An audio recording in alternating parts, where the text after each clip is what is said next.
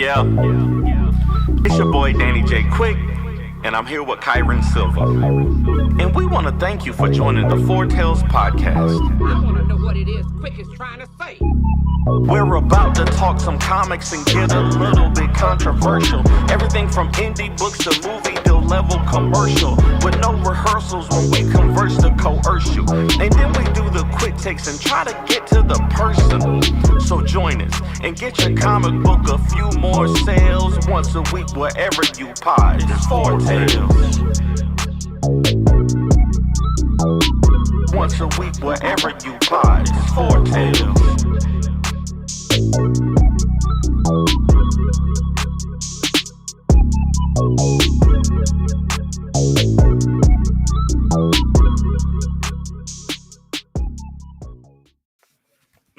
Ladies and gentlemen, boys and girls, children of all ages, Taurus Comics in collaboration with Fourth Wall Production respectfully brings to you the 176th episode of the Foretales podcast.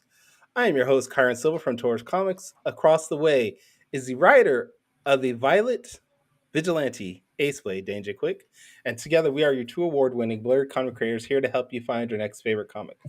We are live on the Age to Geekdom Network by Facebook, Twitter, Twitch, YouTube, and I think TikTok Instagram? right now.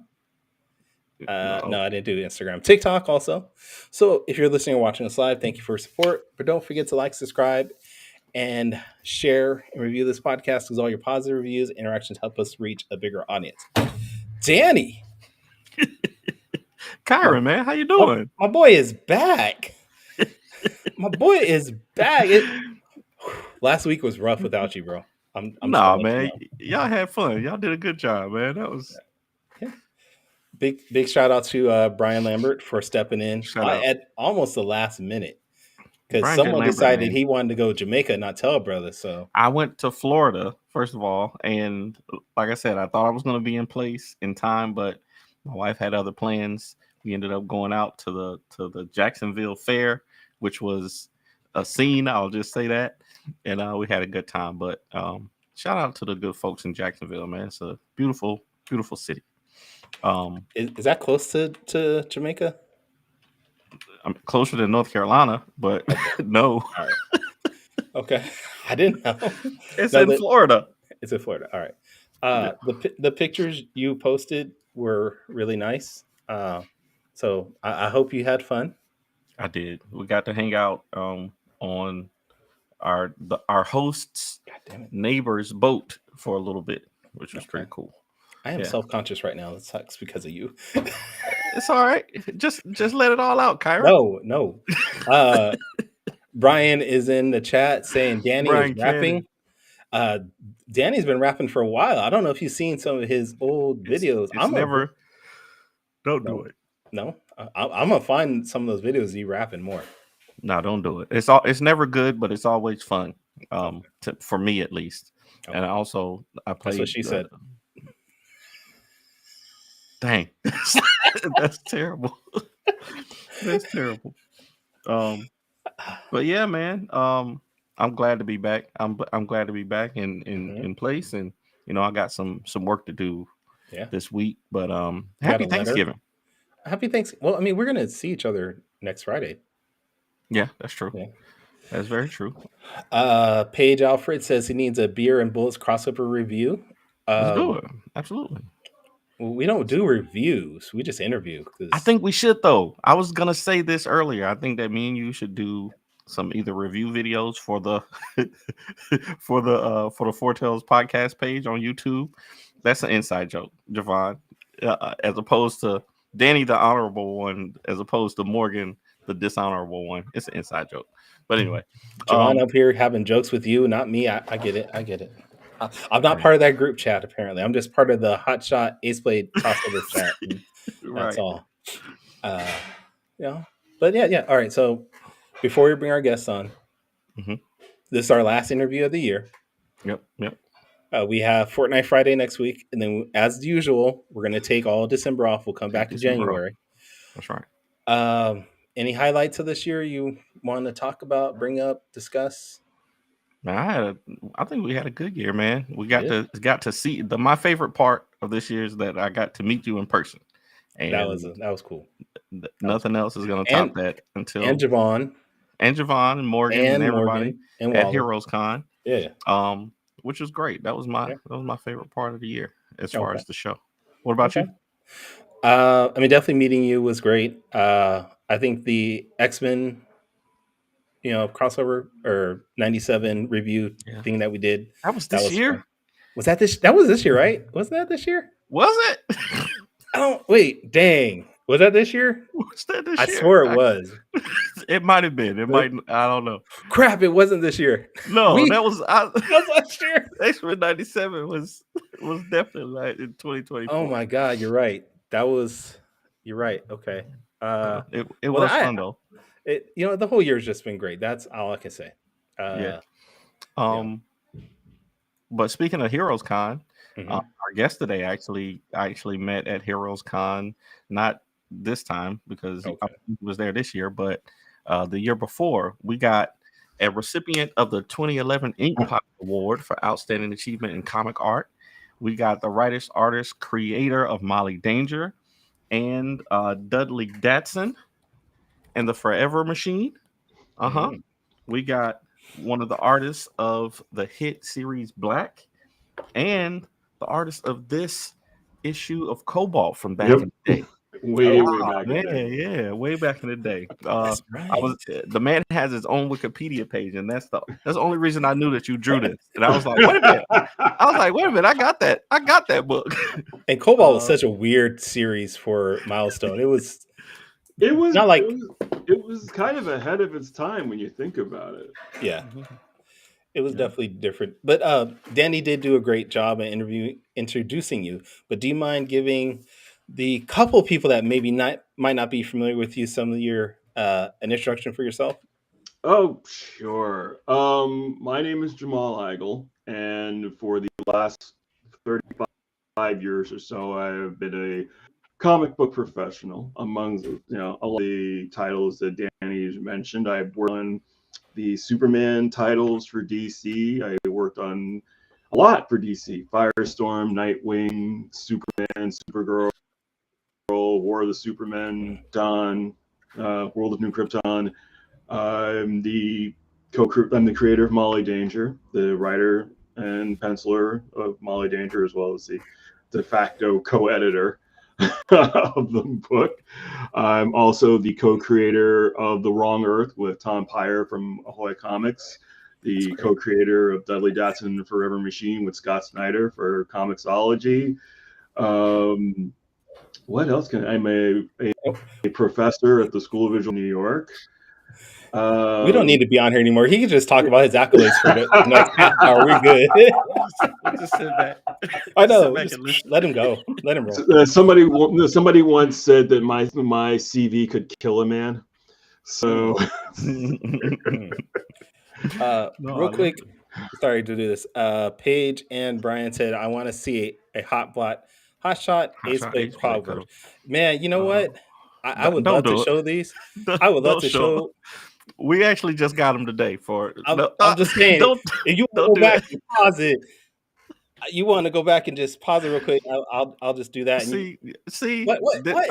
All right, Mike. Y'all see, Kyron is the one that controls the show. But anyway, yeah, we do got the hot shot ace play crossover coming. But Mr. Igle, man, it's an honor to talk to you. It And is. nice to see you. I the one question I am very curious about your perspective. Like, I think our audience is full of comic book fans and historians, so they probably know the controversy that came with I don't, it's not even really a controversy, but all the things that happened with that Firestorm issue back in the day. I wondered, when you look back on that, do you see that as a help to your career, or more of a, a hindrance to your career, or maybe it was just something that you learned from? I I don't necessarily see it as being a hindrance, but at the same time, I think what it what it did was sort of shook me out of the whole kumbaya idea that I had about being being a Black creative in comics, and especially at that time, and being involved with a a beloved. I mean, I love Firestorm as a character, and I know there's a lot of people who love Firestorm as a character, but I think what the overall situation that happened, and just to give the audience like a real quick synopsis. I was the artist on Firestorm. I was the technically the third artist on Firestorm, because Chris Cross started the series with Dan Jolly, and then Chris Batista did an issue before I came on board. And I came on board and became the series artist on issue 8. And for that run of Firestorm, it had introduced a young Black character named Jason Rush to be the new Firestorm, but they didn't reveal what had happened to the original Firestorm, Ronnie Raymond, until Identity Crisis, which had been, I guess, running late at that point. And with, I think it was either 5 or 6, I don't remember which issue it was, but they revealed that Ronnie Raymond had been killed by the Shadow Thief. So the whole mystery up until that was revealed was what happened to Ronnie. And when that was revealed, it made a lot of people very angry. Unnecessarily so. What happened afterwards, and this was right around the time when DC was introducing a bunch of different characters. They introduced Jaime Reyes, the Blue Beetle. They introduced I think it's Kate Bishop. No, Kate Bishop's from Marvel.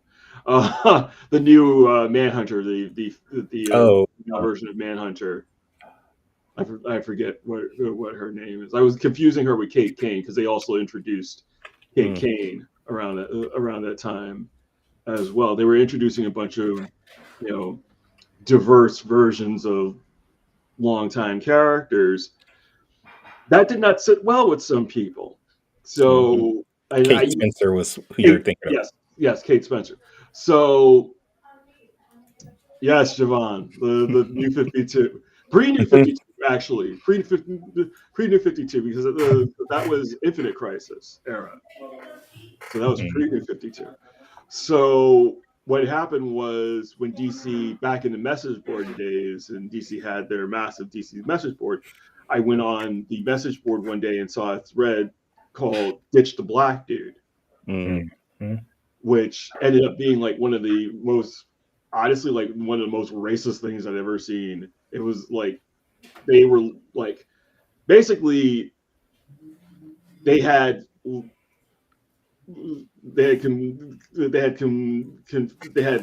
taken this personally.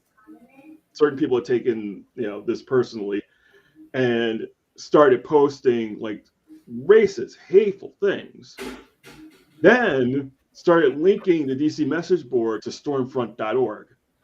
Oh, which wow. is a white supremacist website. So wow. I think, if I remember correctly, it was either like within a week or 2 weeks, that one thread ended up getting like 30,000 replies. Jesus.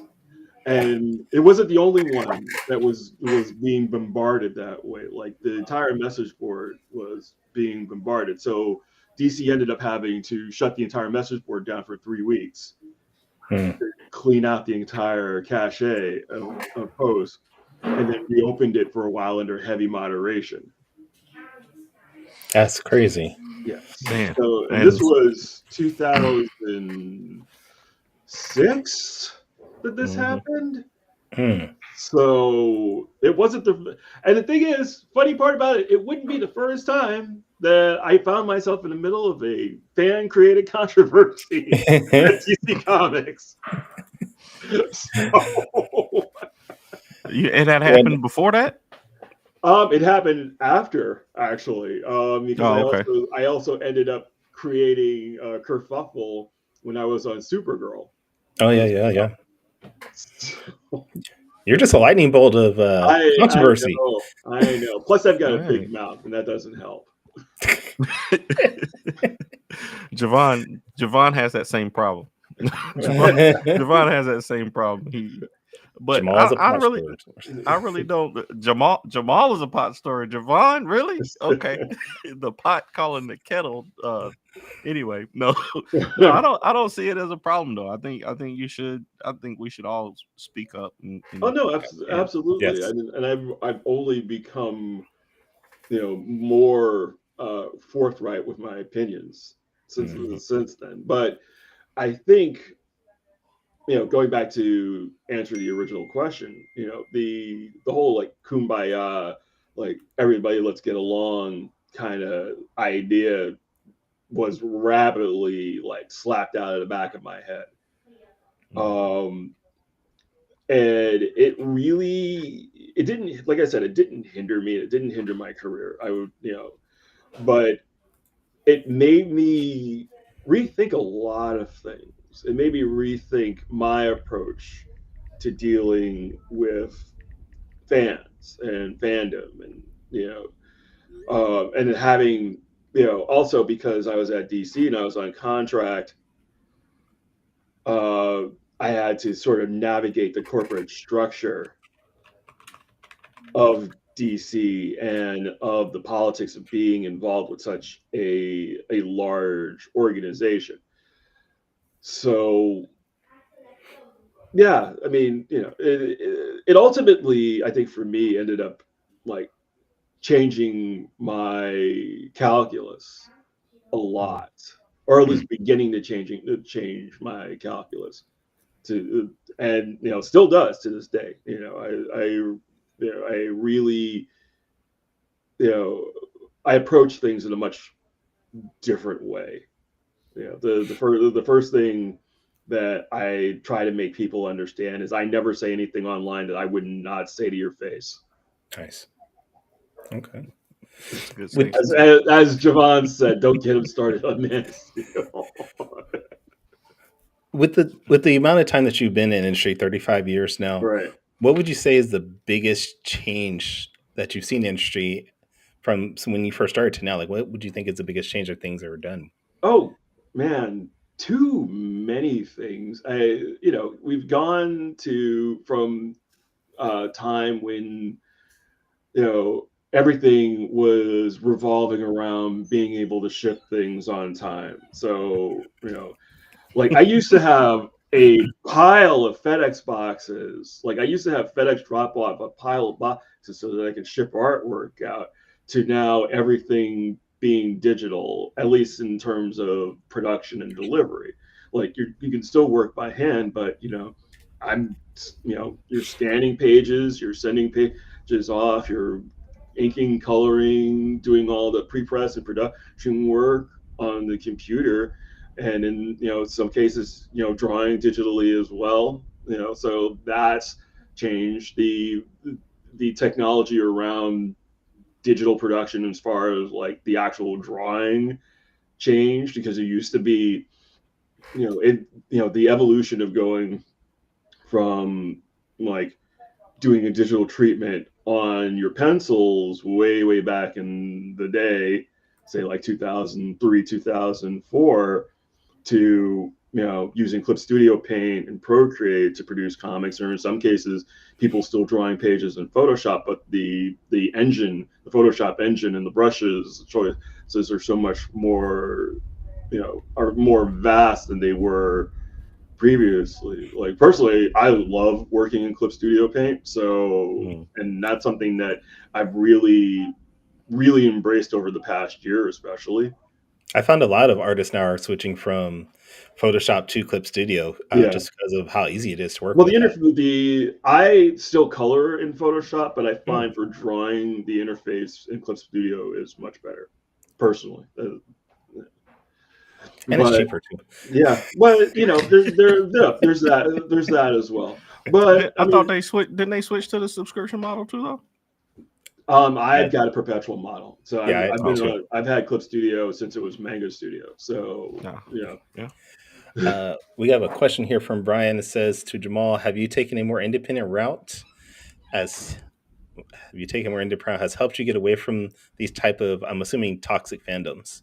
Well, the thing is, for it's not that is not to say that it's been smooth sailing. I mean, I had a couple of years where I had to deal with Comicsgate goons, flooding me on Twitter. But then I left Twitter, so I don't see Comicsgate people anymore, and frankly, couldn't give a shit. But um, but taking a more independent route. The thing is the projects that I do are personal projects, and you have to kind of seek them out. They're not, I'm not, working on a Superman title right now.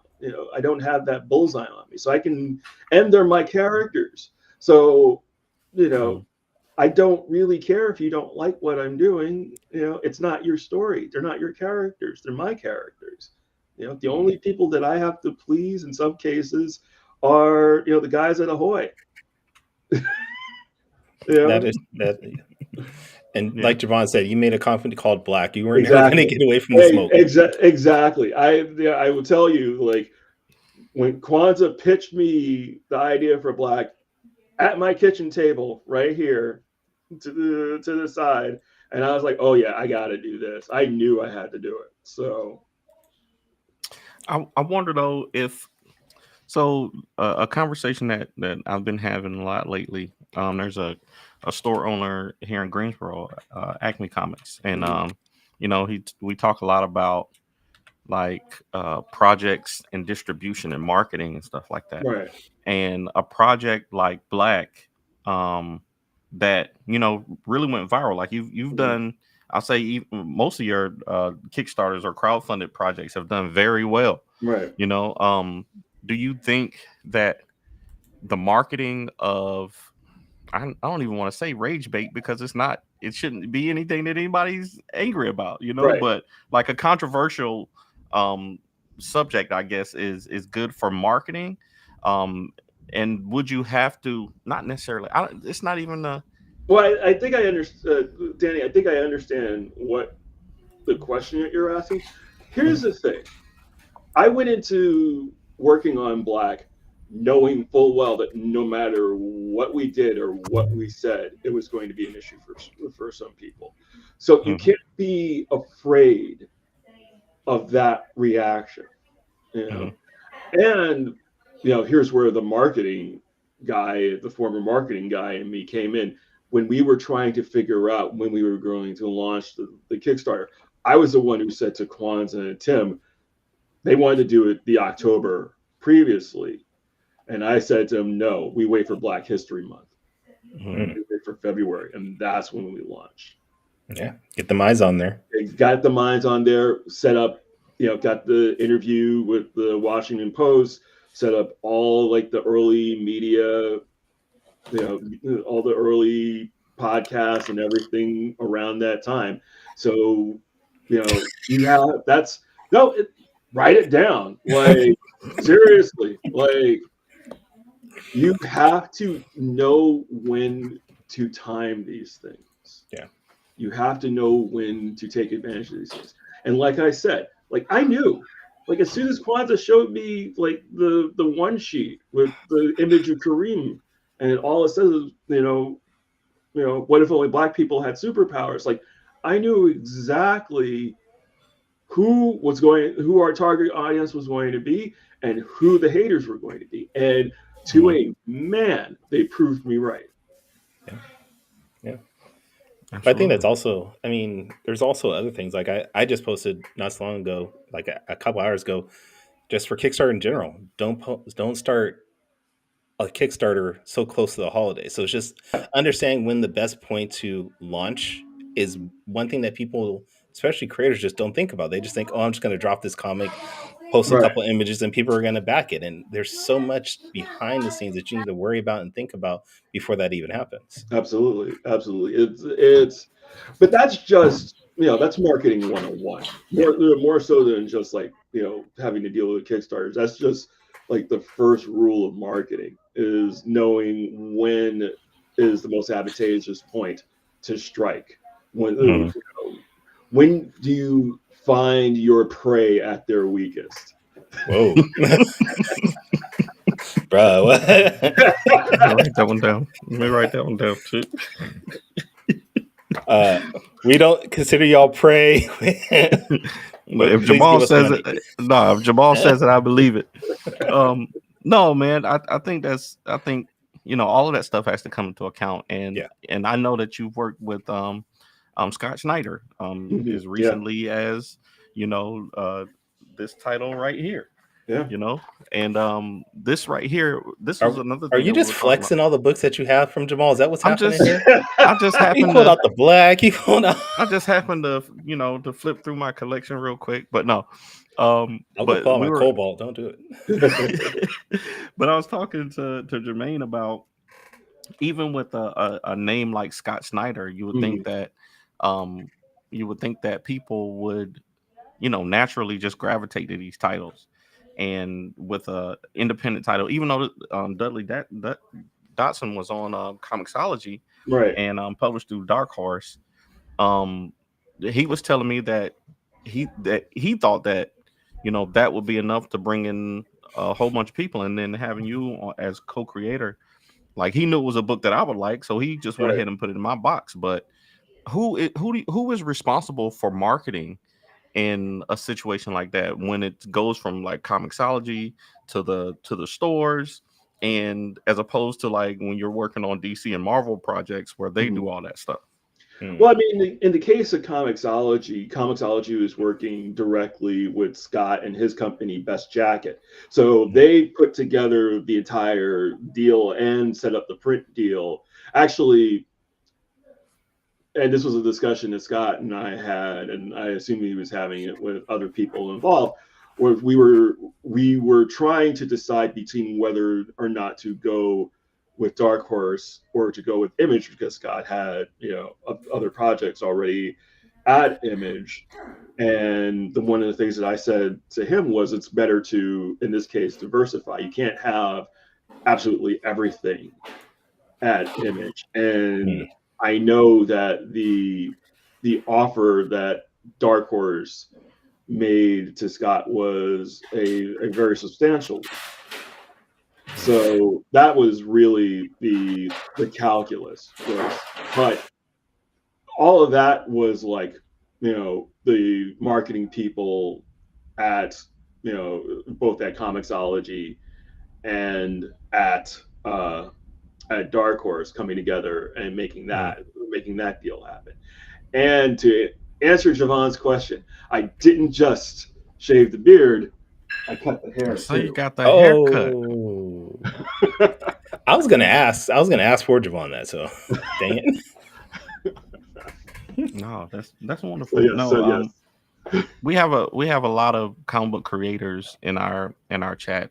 We interview a lot of indie comic book creators, and it's good to get a perspective from folks who've been on both sides. So I appreciate that. But then you got situations also, like with what happened with Action Lab Right. and Molly Danger, and Yeah. that was building that was building fans right there. Oh, my stars and garters, this guy. Y'all building fans with Molly Danger, and it's such a great character design, and a story that was Thank you. right there for young folks. Thank you. What do you like? What do you do in a situation like that? Well, so I was involved with Action Lab before Action Lab actually existed. When they were putting together their first Kickstarter for Fracture, and I had already known like the Action Lab guys, like Dwange and everybody else. Um, before the Sean Pryor and Sean Gabarin and everybody before Kevin Friedman, before they were officially a company. So when they did the Fracture Kickstarter and that was successful, I saw what they were doing. I saw what they were trying to do, and I also, again, talking about the marketing, the knowing when to strike. I knew that I would need an external publisher for Molly Danger. And because I didn't want to self-publish the book necessarily, because I knew I needed help as far as like getting the printing and everything done the way that I wanted to do. And I also saw an opportunity because they were having success with Princeless as well, and they wanted to do Free Comic Book Day, and I knew that had I taken Molly to another publisher, I would not be able to get that Free Comic Book Day platform. Mm. And that was really a big deal in getting Molly Danger. Stop, Kyrie. Free Comic Book Day isn't even. Oh yeah, Diamond's really a gone thing now. anymore. Damn. No, Free Comic Day was sold to somebody. I remember Yeah, that. somebody bought Free. Was it? Yeah, it was sold to somebody. Oh, okay. Yeah. Okay. So there probably will be a Free Comic Book Day, but It's gonna be different, but yeah. So I was working on Molly Danger. I had the first like 25 pages worth of material. I knew that we could do a flip book with Princeless. So that's what that's what we arranged and we set up. We sold like 42,000 copies of the Molly Danger Princeless flip book for Free Comic Book Day. Like, it was a big deal. Shout out to Jeremy Whitley, man. Jeremy, actually, I knew him before he was writing Princeless. He was working at a comic book shop here in North Carolina. So shout out to Jeremy, good guy. I need to interrupt. Where the hell did you come from, Danny? Because this is not the same Danny asking questions 2 weeks ago. You take a week off and like everything's all serious and what the hell? It's not serious at all. We got Jamal Igle here. I gotta step the game up. We gotta, we got actual history to talk about. No, okay, fine. Before you get into history, I need to ask because we all know as creators there is a huge step between Marvel and DC and even Image to a degree to Right. maybe Dark Horse, Action Lab, or self-publishing. For you as a creator, what is the biggest difference when you're working with someone like a Marvel DC compared to Dark Horse? Well, it depends. Mm-hmm. So you're really talking about working on brands versus working on your own projects. And that's basically what it is. When you're working for Marvel or DC, or if you're doing, so like, for example, I did the Terminator at Dark Horse years ago. And I've done like a few things here or there at Dark Horse other than Dudley Datsun, stuff that was not creator owned. So you're operating within the parameters of the company, what the editors want, what the publisher wants, what the vendor wants, what the licensor wants. So you're trying to do your best job under those circumstances. When you are going the independent route, you're working with smaller companies. There's a little bit more freedom, and I think it helps. My situation is arguably very, very different than a lot of people's situation because Sure.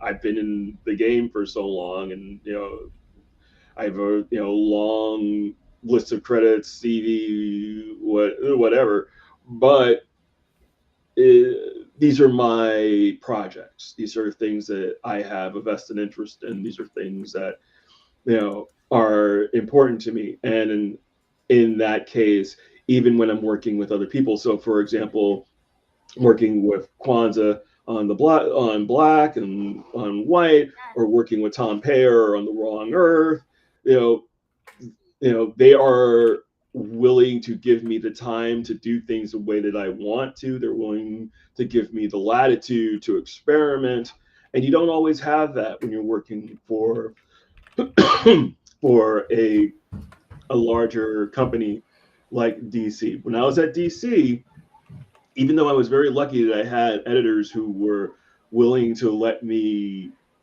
do insane things like a double-page spread of the French military fighting Kryptonians, fighting Squad K in front of the Eiffel Tower, and letting me spend the better part of a week just getting that spread done. But those opportunities would come few and far between because you have to hit their deadlines. You have to hit their deadlines, and I was always very cognizant of that because people need to eat. And as the penciler, I am an important link in the chain, and if I fall apart, then people weren't everybody else down the line weren't getting paid. So I was always very cognizant of that. I'm still cognizant of that, but nowadays, I'm doing most of the line work myself, so I don't really have to worry about that. But I have a set schedule that I follow. I try to produce 4 pages of art every week. If I get lucky, I'll do 5. If I really skimp and then I really have to, I'll do 6. But it's usually I average about 4 every week, and I've been working that way for probably the last 10 years or so, give or take. But because I not insist, because I that makes it sound like I'm being pretentious, and I'm not. It's not that. But I'm very clear with my partners, with my creative partners, that this is what the time that I need to make things look the way that I want them to look. I'll say, and that's a good thing. Like clear communication. I've had, as an indie creator, I've had people overpromise and underdeliver a lot, and but thankfully, oh, no problem. I was just going to say I try very hard not to make promises I can't keep. yeah. So now I'm working with Kyron, and Kyron is always on time. So that's very cool. Good to know. Kyron, there's 2 people in indie comics. I always say, Wally McNair and Kyron Silva. They have never missed a deadline and never told me that they could do something that they couldn't do. And I will work with them. I will pay them as long as I make comics, for sure. Just want to let you know my rate's going up next year. Inflation. That's fine. That's fine. I'll pay it. It don't matter. But yeah, so that's awesome. So Kyron, you got any more questions before quick takes? I got one more thing.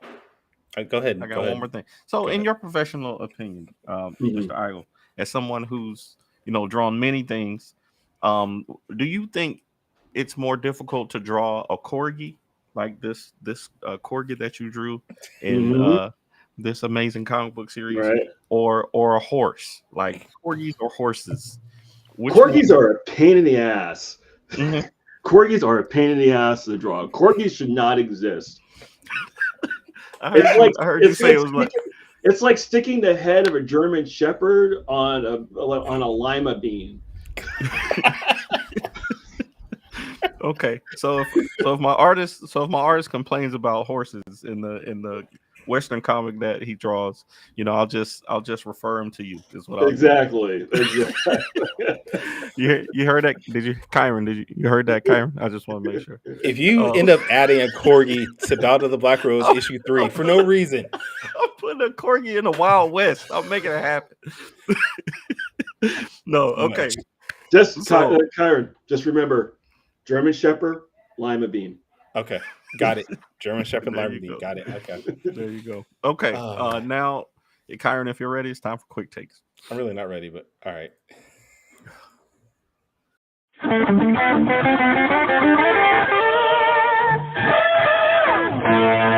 Quick takes. All right. If you haven't seen the show before, Quick Takes is a rapid Q&A session where we grill our guests on their deepest, darkest secrets from the internet. I'm just playing. This is going to be a nice, friendly session where we just ask you a couple of questions to get to know you a little bit better. So you're going to have 45. So we're going to ask you 5 questions. You're going to have 45 seconds each to answer them off the top of your head. Here we go. Question number 1. I once heard you talking about breaking the toys and putting them back together, right, when you're working for brands, basically. I want to know, which one is your favorite part, though? Breaking the toys or putting them back together, and why? Ooh, definitely breaking the toys, because you want to, surmount expectations. And I think, the best example of that for me, of the stuff that I've done for like DC, for example, working on Supergirl was like a really big thing, because Sterling Gates and I came in with this mandate that we needed to sort of reset the character from where they had left her, which was, a 40-year-old guy's idea of an edgy teenage girl, and really sort of like, people embraced it and really dug it. So I'm good with that. I love it. I love it. Okay. Okay. Question number 2. I hear that you're a big wrestling fan, Mm-hmm. and I wonder, as a comic book creator and a person who's created many characters, what kind of character would you create as a wrestler? Like as somebody who is either WCW, AEW, or whoever. What kind of wrestling character would you create? What? You do know WCW is like been like 30 I years. don't. I don't know. I don't know, Kyrie. You know I don't watch All right. wrestling. I I just want to make sure. only know Stone Cold and The Rock. That's You could it. have said ROH. You could have said I don't WWE, know. AEW. Yeah. You could have said New Japan. Oh, sorry. All right, go ahead. So I've had this idea in my head that if I were a wrestler, for example, okay, first, his name, Adam Kestrel, Adam Kestrel. and he Okay. referred to himself as the Angel of Death. Okay. And his tag would be I'm stealing this one. Your Angel of Death awaits. Okay. So that, definitely a heel, like heel What kind of wrestler. wrestler is he though? Is he technician? Is he high flyer? What? Oh no, he's a technician. He's a technician? He's mat-based technician. Okay. All right. So we do have a semi-professional wrestler on the podcast. Kyron was the what was it? I don't even want to say it because it's gonna be racist. He was a luchador, but what was your name though? El Negro Loco. Well, you know what? It's not worse than Grande Americano or El Generico. Grande Americano is fantastic right now. What they've done with that character is amazing for me. El Generico is stupid though. Yeah. But my name also, because my brother was a Flaco Loco. We were part of the Loco family. Okay. We were part of also the Lucha Libre Mafia. Now, We're still trying to find those videos. No, we are not. I am not trying to find those videos. Question number 3. Oh, okay. So one of the things I heard, I think this was in an interview online. I saw you talking about post-it note storyboarding. Yes. And how that kind of helped you as a comic creator. Can you talk a little bit to audience about post-it note storyboarding? Okay, so this was something that I was doing when I was working at Sony Animation, and we were doing storyboards on Roughneck, Starship Trooper Chronicles, and the original Max Steel cartoon. So what we were doing is we were taking normal 8.5 by 11 sheets of paper that were gridded out to 8 sheets, and we were working on 2x2 post-it notes. And because we were working that way, we were able to swap scenes around, we were able to move stuff around, we were able to take things away and redraw things quickly. Then we would match it with the timing for the dialogue for the show, and then send it to the finishers and the animatics so they could send those boards to Korea to be animated in CGI. Okay. See. That's a good way. See, I'm not an artist. I only draw pinups and do lettering, graphic design, but I think I did hear you say that it helped you better with drawing smaller, or you're drawing smaller for your layouts or something. Well, drawing smaller for my layouts, but the other thing that helped was because I didn't have to draw anything on model, I was just doing camera movements, and it was basically pure storytelling. So it really sort of helped me formulate a lot of the current ideas that I apply to my own work in terms of like character direction and composition and layout and everything. So real quickly, this is not a part of Quick Takes, but since you brought this up, you worked on Max Steel. Danny is doing a top 100 comic book movie list. Would you consider Max Steel a comic book movie?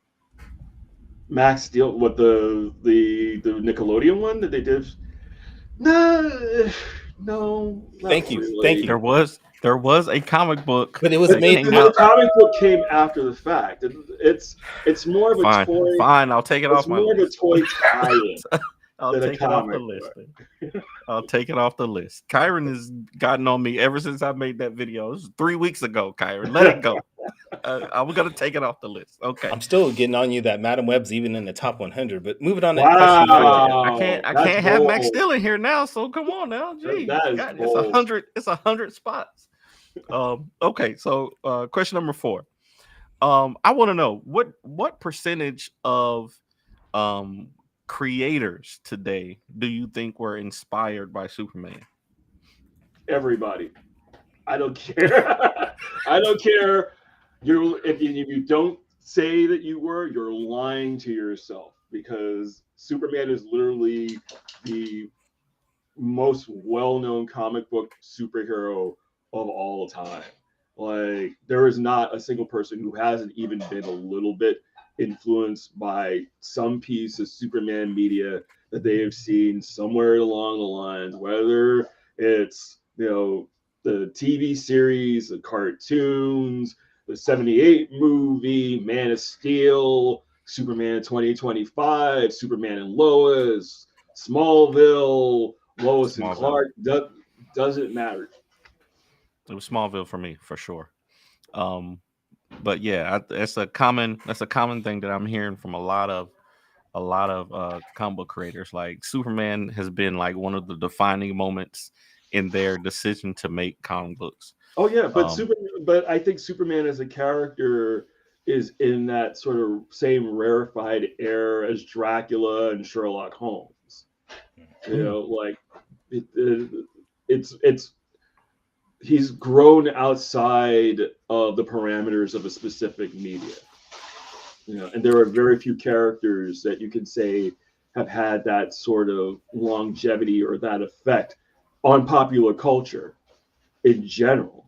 Because even when people are making fun of superheroes, it's a version of Superman more often than not. Yep. Yeah. That's true. All right. Question number 5. We always have our guests do a top 5 list off the top of their head. And I figured, since you've worked in so many places in comic books, I want you to rank your top 5 jobs in comics.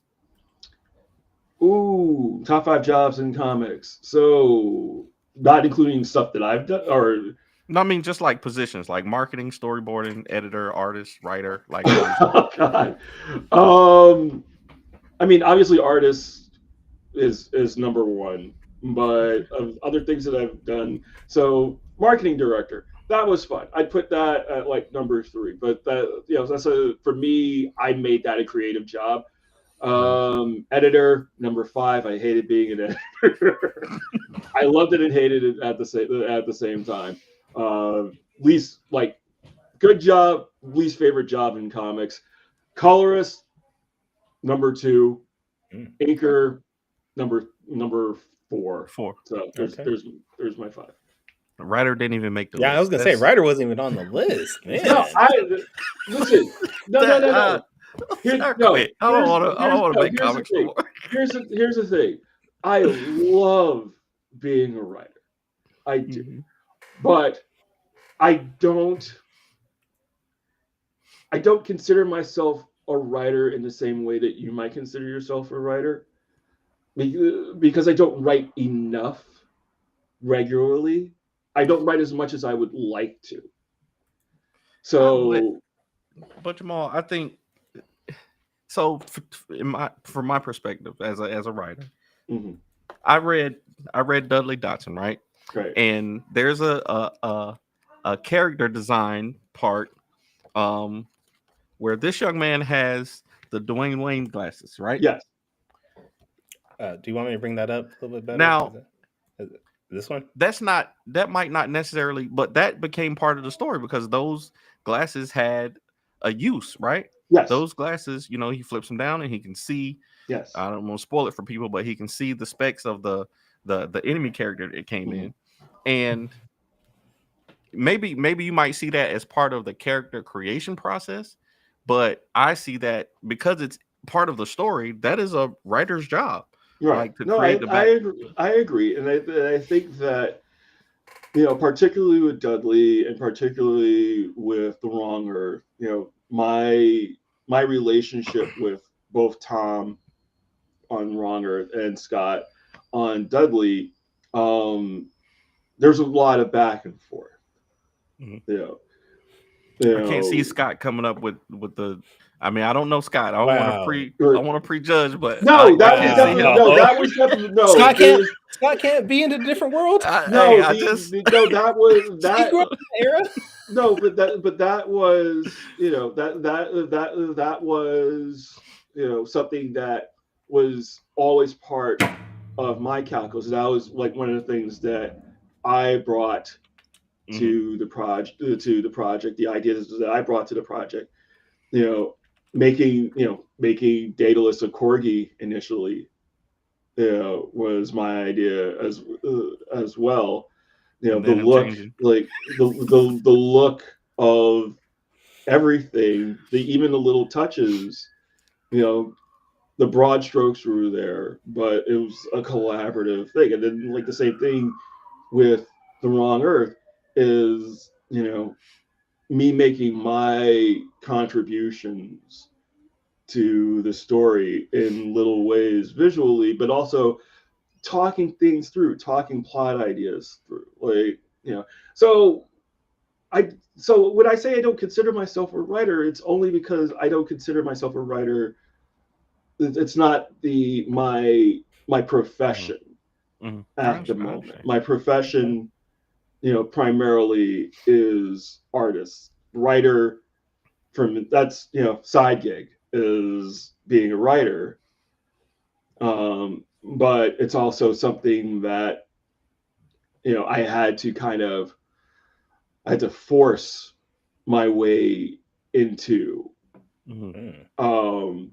because it was something that I had put aside for a very long time, and then towards the end of my tenure at DC, I was trying to pitch stories, and I was specifically picking books that were about to be canceled because I figured, hey, they might give me a chance, but it never came through. So when I did Molly Danger, that was me saying, me flexing a little bit, going, hey, listen, I was a writer, I was a copywriter, I worked in advertising, like I've written comics, I've written screenplays, and I've written stories before. Let me show you what I can do.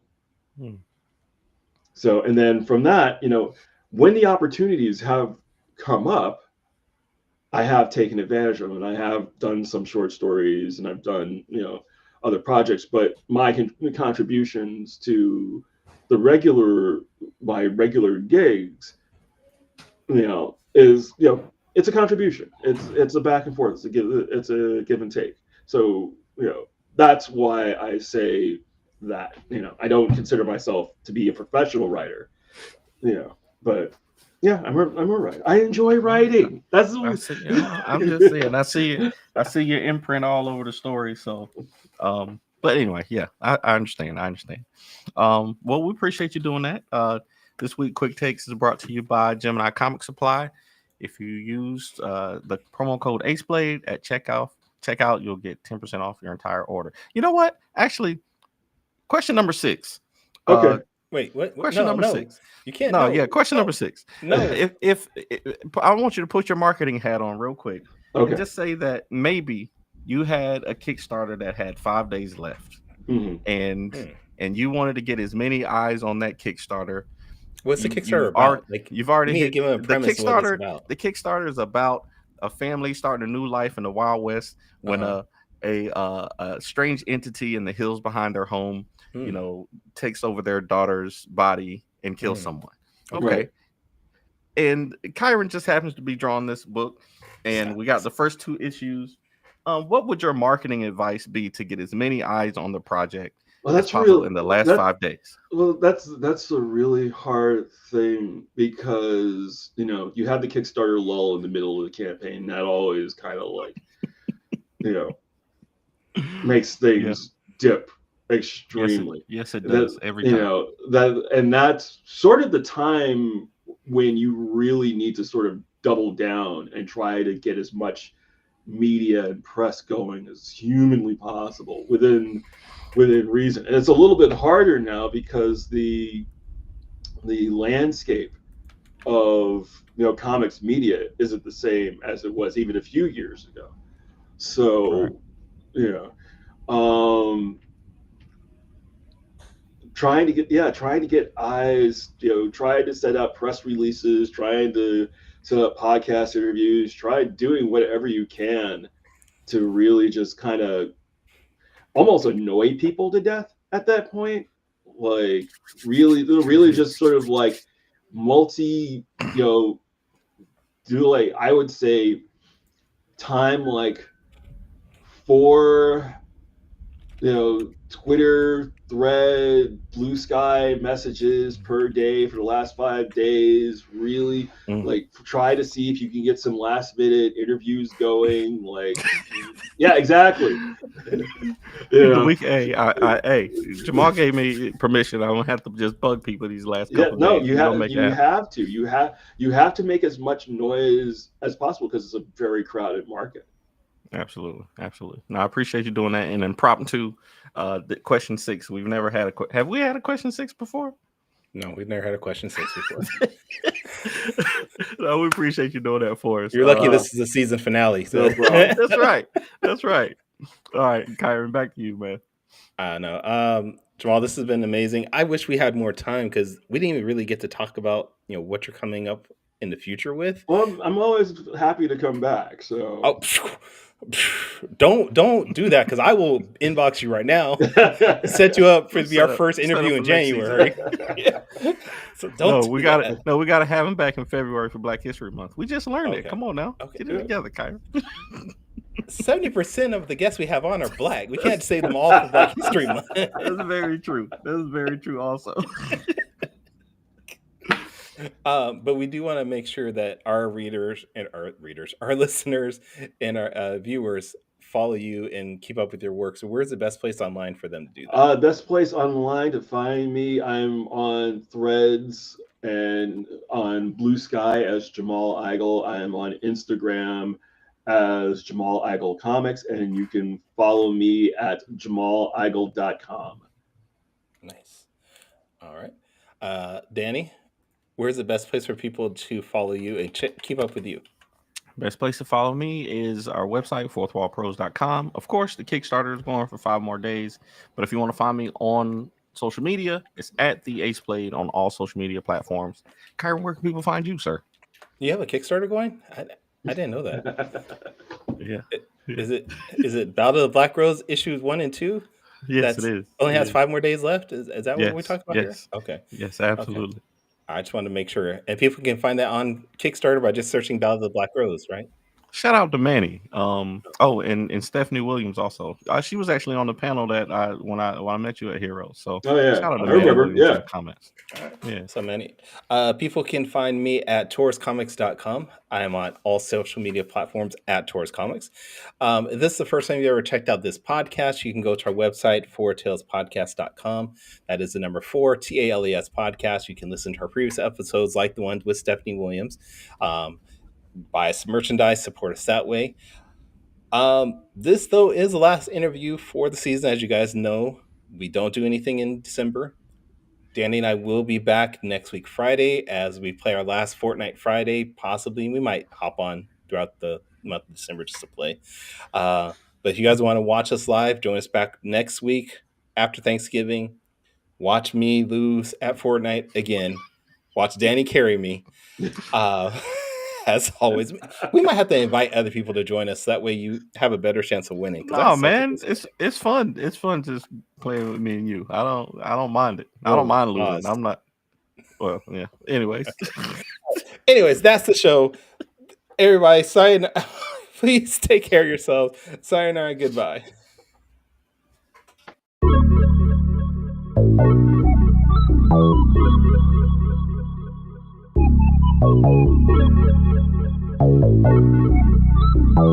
want to know what it is Quick is trying to say.